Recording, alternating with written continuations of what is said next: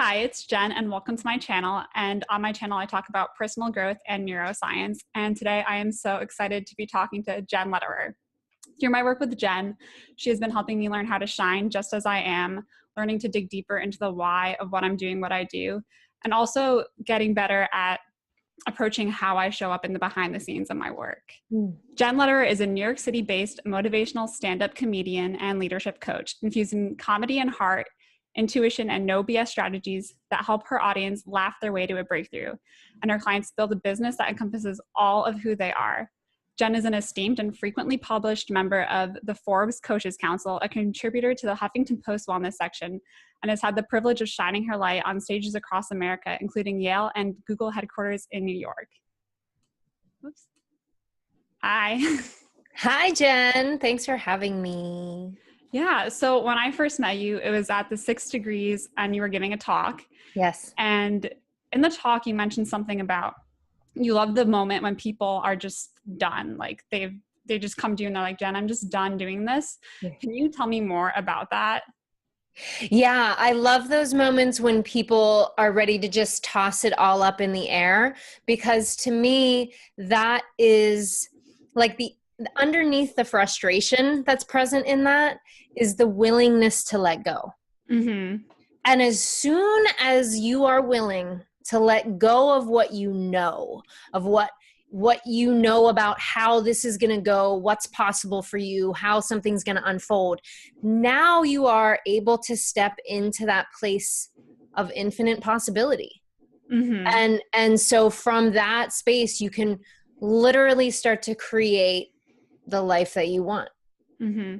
And did that happen to you? Do you know, like at a defining moment in your life when you were like, I'm done, and then everything changed after that? Multiple times. And I think that's true for most people, where you don't just have one catalyst in your life and then you're like, and then after that, nothing went wrong ever again. It's a layered kind of, I see it as a spiral, almost like a parking garage where you're going up, but you are met with the same states of mind on each stage. So like you're going up in awareness and who you are, but the frustration and the anger and the fear and the anxiety, that is present on every stage. Mm-hmm. The state that you bring to each stage is kind of always there. It's just how quickly are you moving through it? So a specific time where I was done, I remember just feeling so out of alignment when I was at the end of being a talent manager. So I was representing actors for film and TV, and I was very good at it. And I was helping people find their light and be seen for their greatness. And I was always in the shadows and kind of always in the background. And I just remember getting to the point where I was finding no joy in any of it. Being good at it was no longer good enough for me to be able to find joy. And there was a lot of frustration in that. There was a lot of fear in that. I didn't want to let people down. I didn't want to be judged. I didn't want to betray everything I had just been building for 5 years. But the discomfort of being out of alignment was enough for me to say, enough, let's start looking at what about this works. Because that's the other thing. There's always pieces that work. Mm-hmm. There's always things that we can bring with us to this new stage. But that's one time I remember it happening. Mm-hmm. Yeah. And I'm also really curious about your history as a dancer. And mm-hmm. I remember you talked in the talk about how you were a dancer and then you just weren't doing auditions, but you knew you wanted to stay in New York City. Mm-hmm. I was wondering if you'd be open to talking a little bit about that. How did that happen? Why were you not enjoying dance, or what went on there? Yeah, this is a, it's an onion that continues to unfold in my life the more that I look at it, of what was really going on. At the seed of it, I was afraid of being seen. At the seed of it, not only was I afraid of being seen, I didn't think I was worth being seen. So when I look back at my patterns of self-sabotaging, not going to class, not going to auditions, when I would go to auditions, I would get callbacks and then not go to those, which is the fastest way to blacklist yourself in any industry, right? Is to say you want something and then they offer it and then you don't show up. Like, who does that? I was doing that. But then another interesting layer about that kind of came to my awareness in recent years, especially in this Me Too movement, and really looking at the darkness that exists in the entertainment industry. I feel like my soul was protecting me because I had no self-esteem. I had no awareness of my self-worth when I was early 20s moving to New York. I was fighting, and wanted to be liked and wanted to be validated by the powerful people. That had I gone deeper into the entertainment industry, I see so many ways of how it would have been very detrimental to my soul. Mm-hmm. Yeah, that makes complete sense. And just growing up, I did dance classes and I was horrible at them. Like, I wasn't comfortable in my body. Were you always naturally, like, growing up, were you comfortable in your body? Because as a dancer, you must have been to some extent. You know, I think that a dancer and athletes in general, you just begin to look at it as your tool. Like, my body was my tool. It was the caveat for how I was going to be doing this. So almost, I think in an unhealthy way, you can begin to completely detach yourself from your body and just start looking at it as this objective, like, here's this little bit of fat that just won't go away. And we zero in on that, like, inch of fat. I look back at pictures. I've never once in my life been fat. And I remember thinking that of myself all the time. So there's this warped perception of how you look as well, because you're always comparing yourself to the other dancers in the room and obsessively looking at how you measure up compared to other people. So that was not always healthy, but at the same time, I now have, as you were saying, this connection to my body, this awareness of how do I walk into a room? How do I hold myself? And now the work I'm doing as a speaker, as a comedian, my awareness of my body helps so much in how I command attention in a room. So there's extremes to it, but for the most part, I think that my connection to my body is 100% because of dance, and very, very helpful. Yeah. And just through like working with you and straight up, like, you're always talking to us about how to, like, in the why behind the scenes, like, you use your singing bowl to get in tuned and grounded while you're doing your work. Yeah.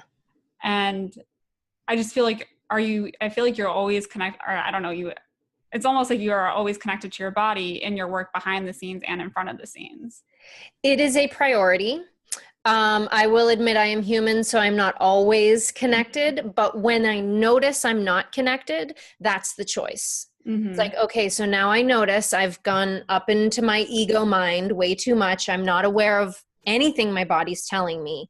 What am I going to do about that? Am I going to go to yoga? Am I going to sit and meditate for a second? Am I going to go outside for a walk and bring myself back to connection or not? And that's a choice. And I don't always choose to connect, right? Sometimes part of the path is disconnect even more and then come back. So, like, what are ways where you would consciously choose to disconnect? Like, is that like watching Netflix, or what does that look like? All of the above of the different ways that we numb out. Binge watching is a favorite of mine. It's so easy to do it. And I also think it's important sometimes to allow ourselves, especially type A creatives, where we are always like, if I allow my brain to always be on, I will be thinking of ideas forever. So I think that sometimes when I disconnect, it's because I'm tired and I don't feel like dealing with all of the energy that's moving through me. I'm like, I know I could connect to my body and I know I could channel this a healthy way, but I'm lazy. And so I'm just going to do it one of the like cheap ways and just numb out. What's another way? You know, being in a room where other people can kind of take my attention also helps me disconnect from some of my own stuff sometimes. And reversely, since I am an introvert, if I'm feeling the desire to connect to myself, I often will stay away from rooms with a lot of people and events with a lot of people because I know I'm empathic, I'm an introvert, and that's going to drain me. So all of these things, everything I've been saying to you is just information that I have about myself.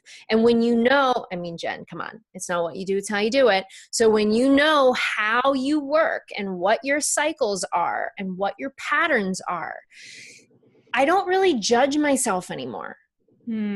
I'm just observing like, oh, here's this thing that I'm doing. I know how to move through it based on my experience. Now I have a choice. And when we know we have a choice, and we always do, then you're in the power position.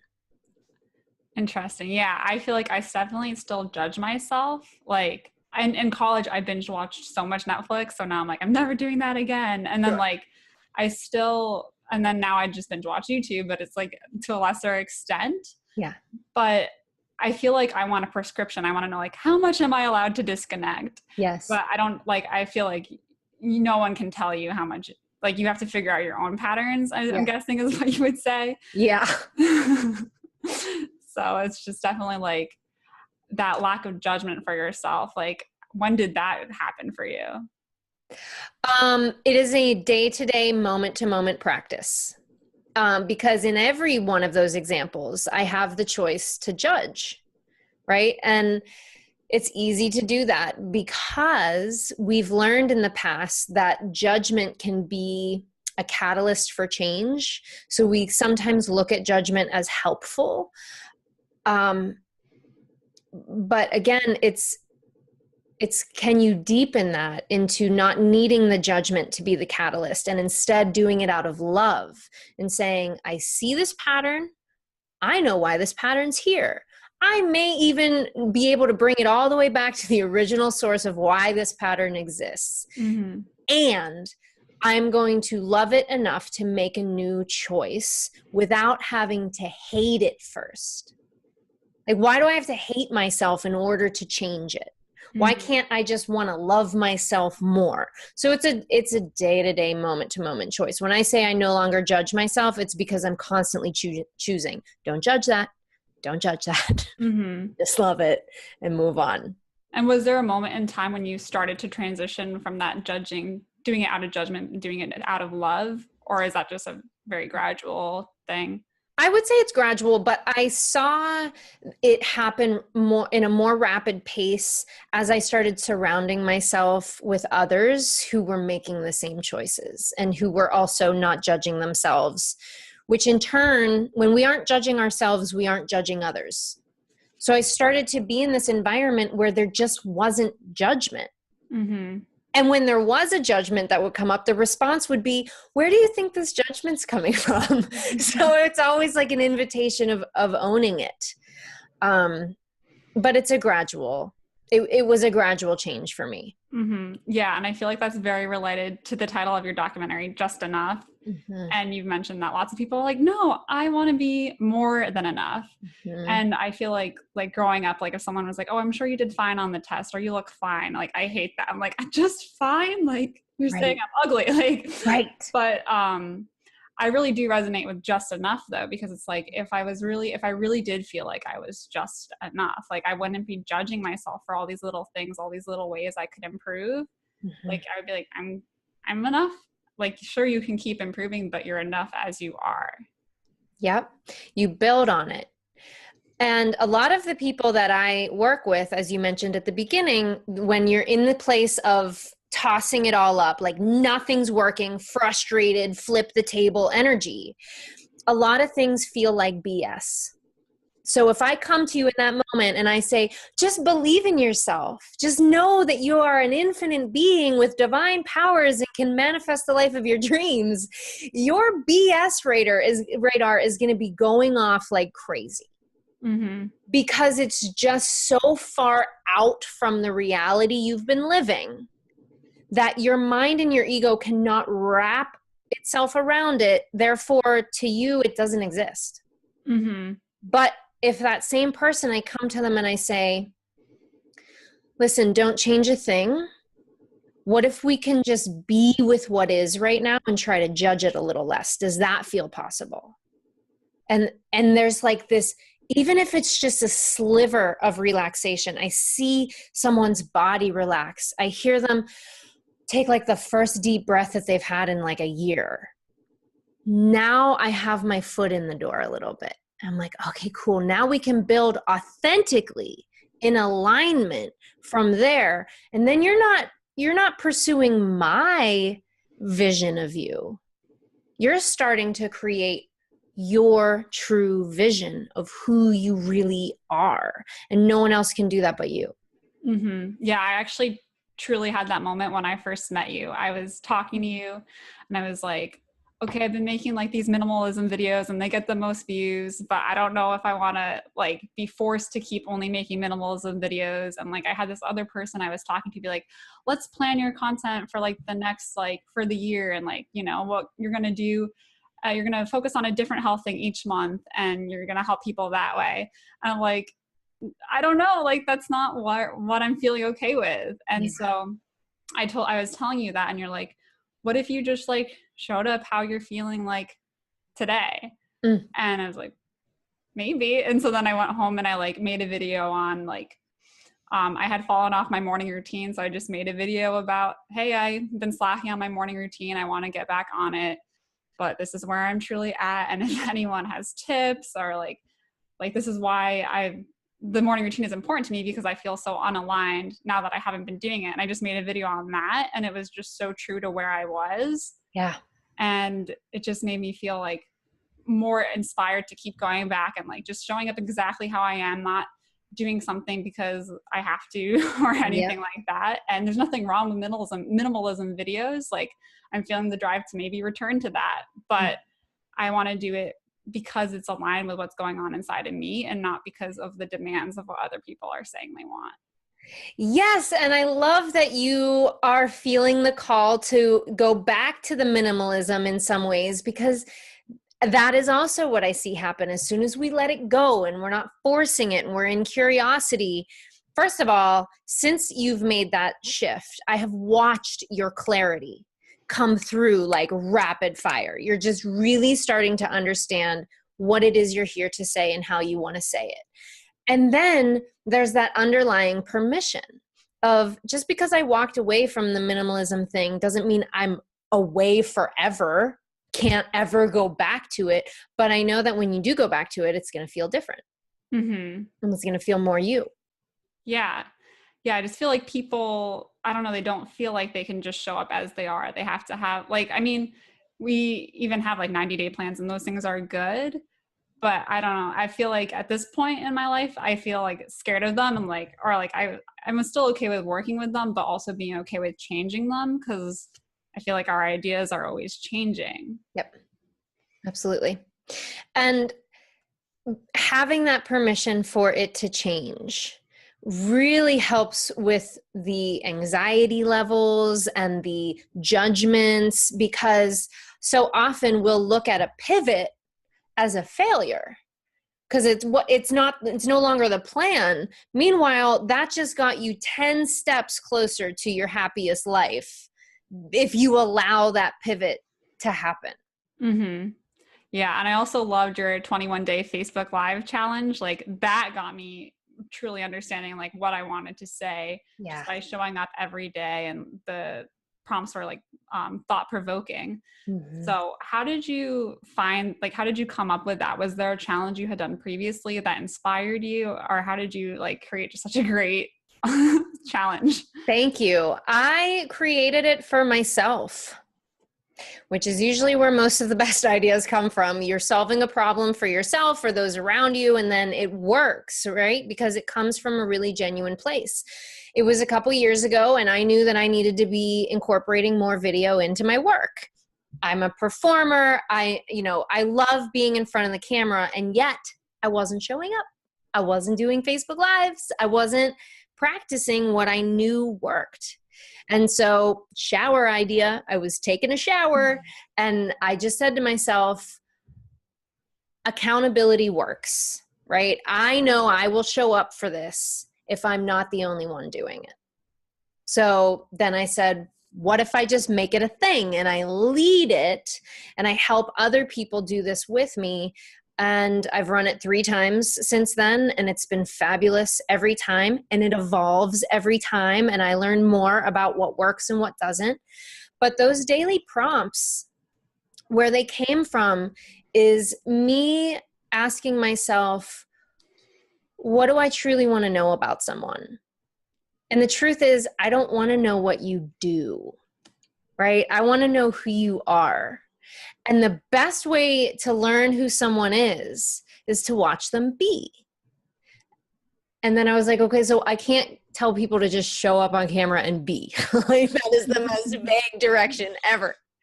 But the entire first week of the challenge, you're basically talking about nothing, right? You're getting random objects, whatever kinds of people you want to talk about, you're storytelling. Because when you tell a story about something that matters to you, that resonates. So it's not what you're talking about, it's how you're talking about it. And that is how we begin to understand the essence of you. And I think that's why it's so powerful, because through the process, the person doing the 21-day challenge is starting to understand the essence of them. And it's pretty incredible. Yeah, it's funny to think that there was a time when you weren't visible on Facebook Live, because like now you're like the queen of it. Everywhere. I see you on Instagram stories. Yeah. What is there a balance of like, how often is that like impromptu or like planned for your business? Mm-hmm. The stories are pretty much impromptu. Mm-hmm. I like to do them like at the top of my day and then kind of be done with them. Occasionally I'll do them throughout the day. The Facebook Lives, so if I'm in the middle of a launch or a promo of some kind, they're totally planned out. They're built into the campaign. I know exactly when I'm going live. I know exactly what I'm talking about. But also when I'm not inside of a promo or a launch, most of them are impromptu, based on the things I know that I'm talking about, right? Based on my main talking points, based on the things that are a foundation of my business. When you have those types of lighthouses, it's not actually as impromptu as it might look, right? Because I'm always brainstorming on certain themes and certain topics and certain approaches that I know work. And from there, I can impromptu based on my day-to-day experiences, based on the things I'm hearing from my clients, based on trends I'm seeing, that type of thing. Mm-hmm. And when it's like not in a promo period, like have you decided like I still want to show up once a week, or is it just when it feels like it? Right now it's whenever I feel like it. Mm-hmm. Most of the time it's at least once a week. And I will say that if I notice, okay, it's been 3 weeks since I've done anything, I check in with myself. I'm like, am I hiding? What is this about? Am I starting to doubt? That is one pattern that I'll see come up. We start to tell ourselves, nothing I have to say matters, or it's already being said, or I need to flush this out more so it makes more sense. And then we're in perfection zone. And we're just not going live. We're just not being seen because our ego has gotten a hold of it and says that it's not perfect enough. And then the habit of hiding is one of my core habits that goes way, way back. So it doesn't take much for it to get kicked up again. And when I notice it, so if it's been about 3 weeks, I check in with myself and I'm like, maybe we should just go ahead and push through this resistance and go live again. Yeah. I mean, I just know I felt so great when I was doing the Facebook Live challenge, but I haven't really gone live in my page in a while. Yeah. And I'm like, am I hiding? I mean, I just don't have prompts, like, but yeah. Just knowing how good it felt when I did go live, like, I really want to return to that. Mm-hmm. And the hiding thing is like, I don't know. I used to work for this company and I had all these different issues and I like was hiding the problems and not talking about them. And I never thought of myself as a hider before, but through that, I'm like, oh, like I do hide things. So I don't know, just like being more visible, even like just will help you not be hiding yourself, basically. That's right. That's right. The way you do one thing is the way you do everything. So if you are someone who tends to round your edges in a conversation and not be the one to rock the boat in a room, you probably have those tendencies in your business as well. Mm-hmm. And you mentioned your talking points earlier. Can you tell me more about Laugh Your Way to a Breakthrough? Yeah. Laugh Your Way to a Breakthrough is one of the lighthouses in my business. It's what inspired a podcast that I had called Weekly Alignment. It's also the nugget of what is now my motivational comedy. And it stems from the essence of who I am. I grew up in a very sarcastic family. I come from Pittsburgh, Pennsylvania, which is very blue collar and very working mind and martyr syndrome everywhere. And so when I started to approach the wellness world and the life coaching world and the manifesting stuff, I was very skeptical. Right? So I approached it with laughter. I approached it by saying, even though this might work, it doesn't mean that it's not hilarious sometimes to like hear the phrases being said in this industry and just some of the ridiculousness that surrounds all of it. But laughing at it, I found, is a great middle ground for people who they are seeking something different. They are ready to live a life of less struggle. But it's the same concept of just enough. It's like, let me meet you in the middle, right? And let's laugh our way to this breakthrough. It doesn't all have to be so serious. You don't always have to be crying to be getting the lesson. And when you laugh, if I can get you to laugh, that's another way I get my foot in the door. I'm like, okay, now I'm in. Now we can do some work, because laughter also initiates a lot of trust, feelings of trust and feelings of willing to open yourself. So many ways I have found laughter to be a really beautiful option for transformation when you're kind of done with it feeling so heavy all the time. Mm-hmm. But it's not like a form of like spiritual bypassing. It's like you can still feel the stuff, but you can still laugh at it. Yes. Like I had a friend who we both went through like similar hard things in high school, and we were the only ones that could like joke about it in this like dark humor way. Mm-hmm. And it was like, it wasn't like we were bypassing what we were doing, but we're like, okay, like this is messed up. Like, let's laugh about this. Yeah, it's just a different way of being with something. Mm-hmm. And I hear a lot from my audiences after my motivational comedy that the themes I was talking about, they've heard before, but they finally felt it. Mm-hmm. They finally felt true. It's like they say, I finally heard what it is people have been saying to me over and over again. And that is a wonderful reminder for everyone out there. That's part of why your voice matters, because those same people that were resonating with my comedy, there's going to be other people who don't, who need your specific voice and way of talking about something for them to hear it. Mm-hmm. Right? So that's why all of our messages and all of the ways in which we share our messages are important, because everyone's going to receive it differently. My people tend to love to receive it in a funny way. Nice. So I remember once you said that you love New York City, and other than like Amsterdam, you mentioned you love that too. Yes. But I was curious, what do you love so much about New York City? I have a built-in metabolism of going fast, right? I just go. It's my creative zone. I love the pace of this city.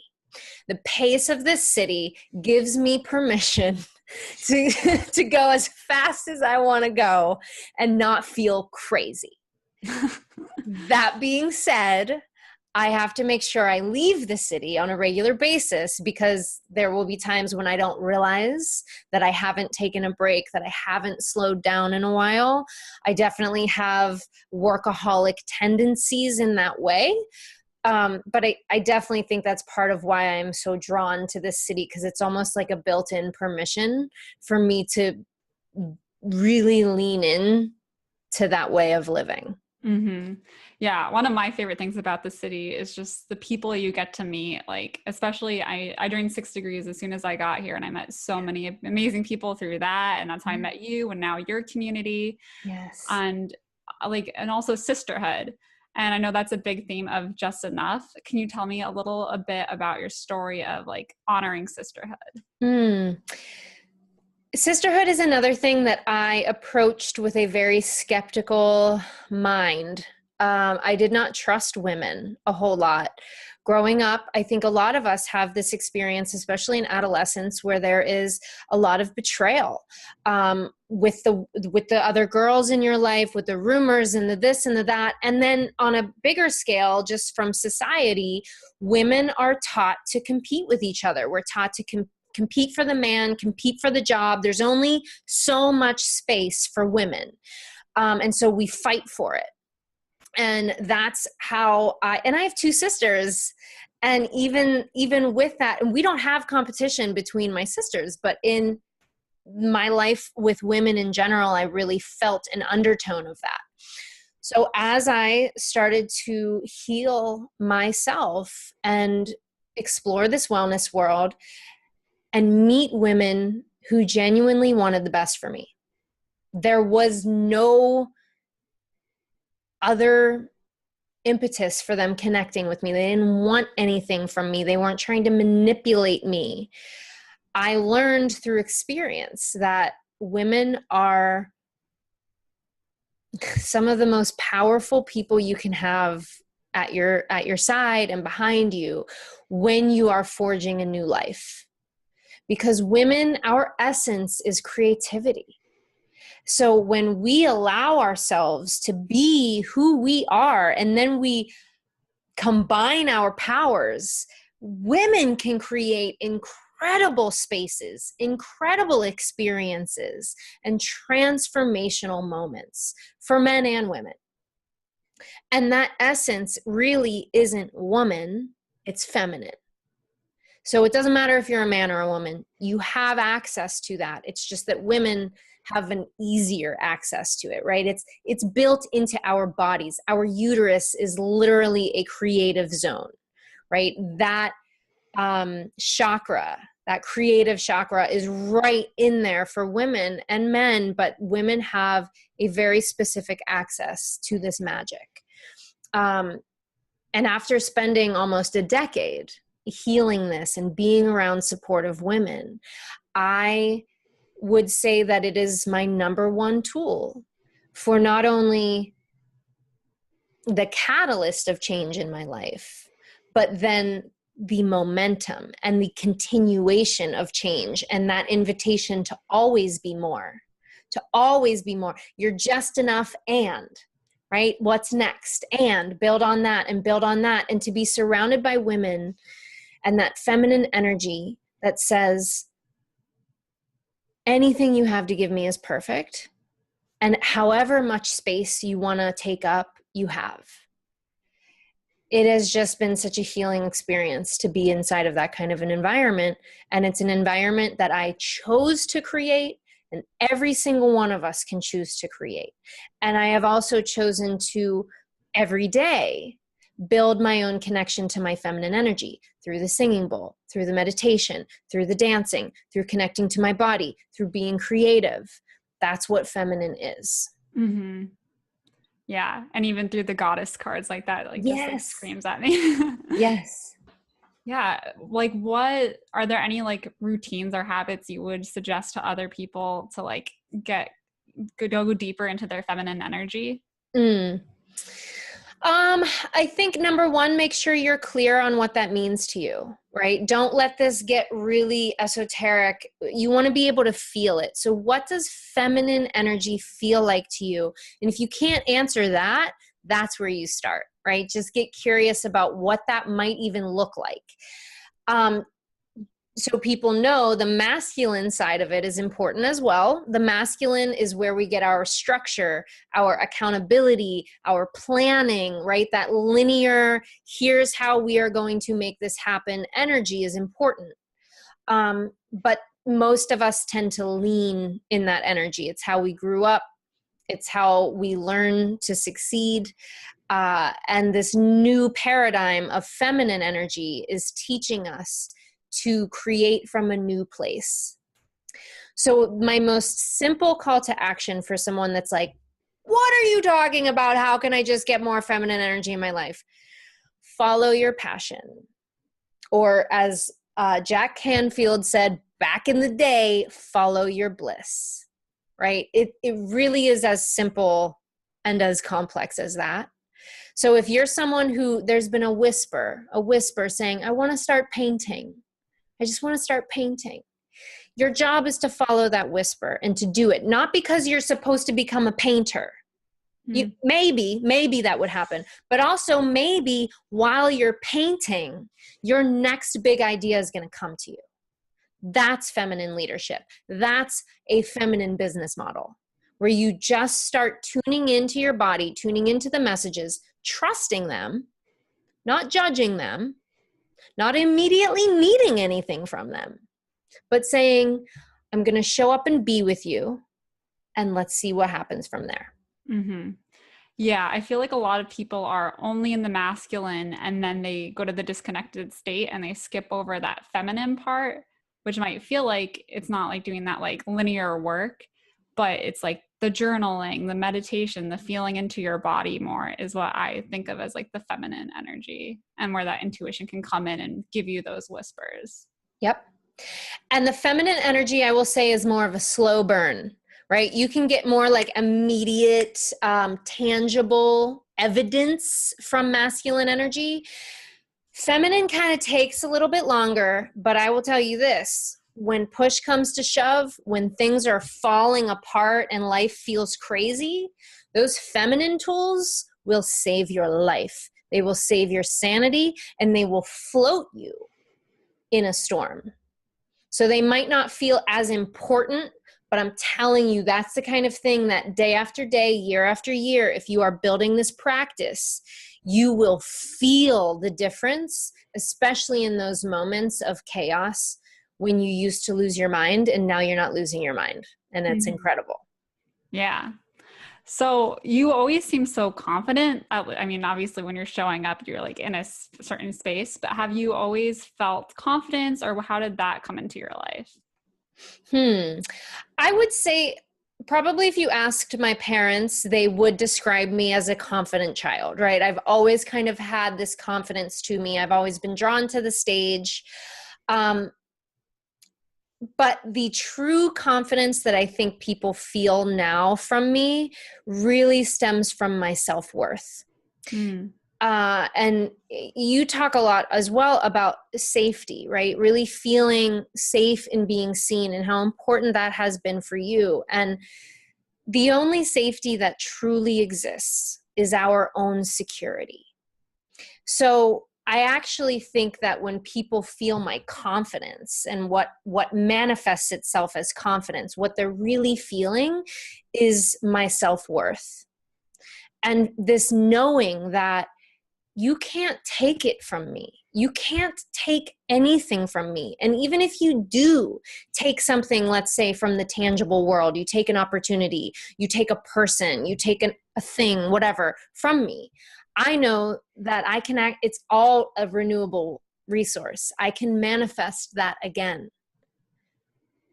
Even now, to the point where I think about the loss of people, no longer as a loss. It's just a shift of how I connect to them, because I'm always going to be able to connect to their energy. But that is that knowing, that confidence, that self-worth of knowing that I'm safe, I'm good, no matter what happens, no matter if I hit a rock bottom again, I have what it takes to come back from that. So I no longer fear the ending or the transition of something. I am fully, for the most part, in the journey of being here. And that is the type of confidence and vibration that people just are so attracted to, because it's genuine and because we all have access to that. So where does your self-worth come from? Is it like inherent in just the fact that you can come back from anything, or is it because you know you're strong, or like, what does it come from for you? That's such a good question. And I think it's, as with everything, a very layered answer, and it's been gradual. Recently, very, very recently, it has come through the decision of no longer buying into the fear and the ego and the doubts, because you've seen me putting out a lot of content, right? Motivational comedy, documentary, doing all the things, the Facebook Lives, the this and the that. And before stepping into that, I really just had to make the decision that I'm allowed to be here. And I'm allowed to take up this space. And I don't actually have to have the proof of why, right? I didn't have to have a whole dissertation of why I'm allowed to take up space. It was as simple as, how about you just stop telling yourself you're not allowed to? What if we tried that, Jen, and you just did it and owned my worth? That was the latest change that made a huge difference. I had a ton of opportunities come to me that week, that same week that I made that decision. So, yeah. Because I've been thinking about self-worth a lot. Like growing up, all my self-worth is based on my grades. And then after my dad died, I realized, okay, that's not the most important thing to me. But I still, like, I don't know where self-worth is coming from for me. Like, I know I'm smart. I know I have a good heart, but I also want to like be like successful in my business and like helping people. And I feel like I'm basing my self-worth on like the productivity of my business and like how many people I'm helping. yeah. But like that feels like I'm not just enough where I am. It feels like, so I don't know. I want to grasp self-worth in a way where I'm like, I am enough and truly believe it. That's right. And I would say it's just a matter of continuing to come back to the desire of knowing that that is the goal and that is where you are headed. And every time you catch yourself in a judgment, again, there's that choice. Well, do I want to keep judging this or can I make a different choice? It's a muscle, right? All of this stuff is a muscle. And most of us have spent decades building those opposing muscles. So allow yourself to take time for these transitions. They can happen, most of the overnight, like the story I just said, 1 week, I just decided to own my self-worth and it all changed after years of doing the therapy and the inner work and the sister circles and working with a life coach and working with all of it. Mm-hmm. Yeah. And I think I've heard like 98% of the thoughts we have every day are the same thoughts that we had yesterday. Are there any like thoughts that you have like that you want to like release right now? Or yeah.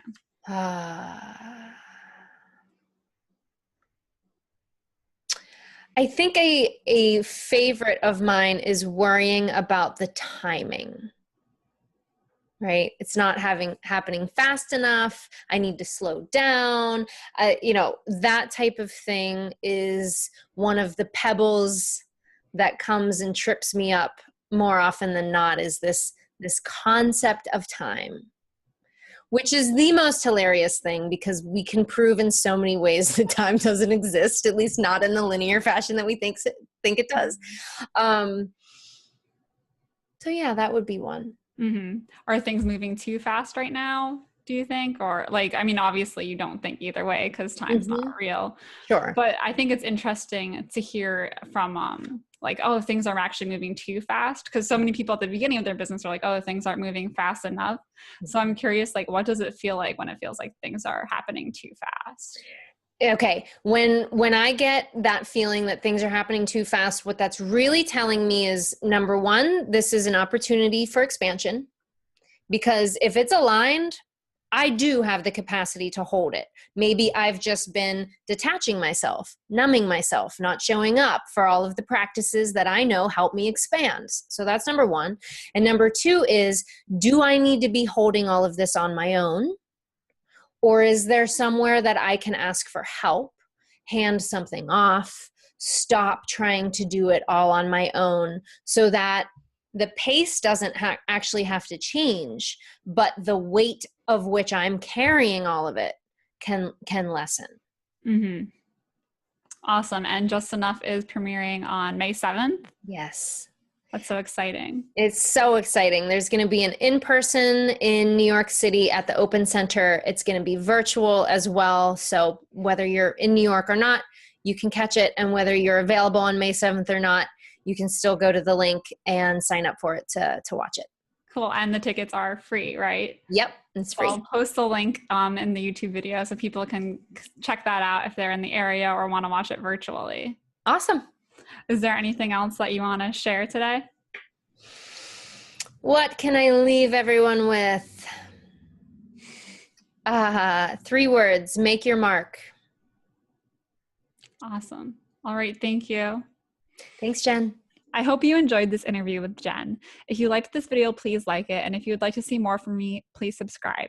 I make videos on personal growth and neuroscience, and I also plan to continue to interview inspiring entrepreneurs like Jen. I also have a bunch of videos from the past, so if you're interested, please go to my channel and check out all the videos I've made, and I have them organized in different playlists to help you sort through them. All right, bye.